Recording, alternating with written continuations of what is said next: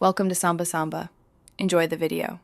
In this video, I will explain how to make broth from chicken bones. First, collect approximately 2 pounds of chicken bones, ideally from roasted chickens for richer flavor. You'll also need some basic aromatics such as 1 or 2 carrots, a couple of celery stalks, and 1 onion. A large stock pot or a slow cooker will be perfect for this simple process. This method is incredibly straightforward and yields delicious, nourishing broth. To begin, place all your chicken bones and chopped vegetables into your large pot or slow cooker. Next, add 1 tablespoon of apple cider vinegar.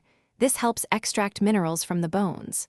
Now, pour enough cold water over everything to cover the ingredients by about 1 to 2 inches, typically around 12 cups. Ensure all components are submerged for optimal flavor extraction. Bring the pot to a gentle simmer over medium-high heat, then reduce to low.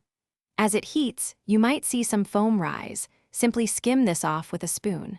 For the best results, let your broth simmer for a minimum of 6 hours or up to 24 hours for a truly rich and gelatinous broth.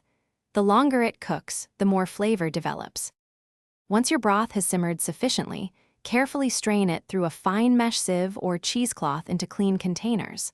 Allow the broth to cool completely before transferring it to airtight jars or freezer-safe bags.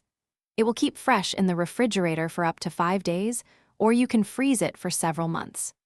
Don't forget to check the description for a link to the Echo Dot smart speaker and other great deals. Thanks for watching. Consider subscribing if we helped you.